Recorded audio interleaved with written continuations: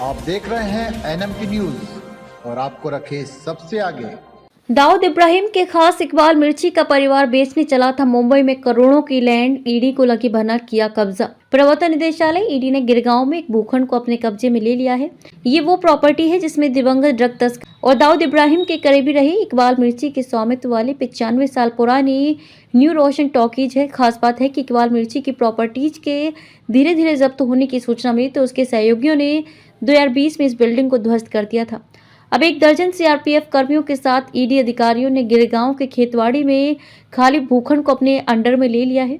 Report से संकेत मिलता है कि थिएटर की संपत्ति जिसमें पुरानी फिल्म रीलें शामिल है अन्य सामग्रियों के साथ निपटा दी गई। ईडी ने बताया कि ये संपत्ति ईडी ने जब्त कर ली थी। इसके बावजूद इकबाल मिर्ची के रिश्तेदार इस जमीन को बेचने की कोशिश कर रहे थे। बीएमसी की परमिशन से ढाई बिल्डिंग।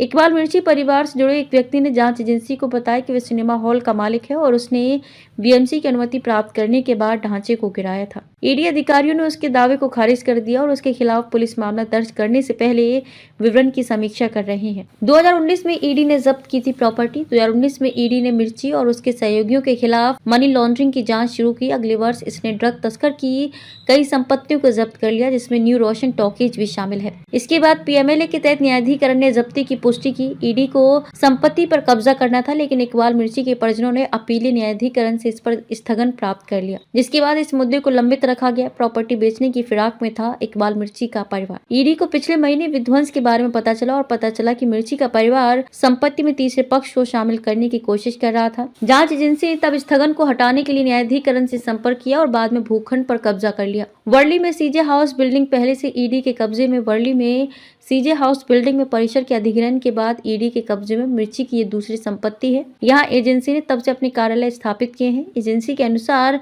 मिर्ची ने 1970 से लेकर 2013 में लंदन में अपनी मौत तक ड्रग तस्करी से होने वाली आय का इस्तेमाल करके कई संपत्तियां अर्जित की। उसकी मौत के बाद ये संपत्तियां उसके बेटों जुनैद इकबाल मेमन और आसिफ इकबाल मेमन और उसकी पहली पत्नी हाजरा मेमन को गिफ्ट डीड के तौर पर ट्रांसफर की गई। न्यू रोशन टॉकीज उनमें से एक थी।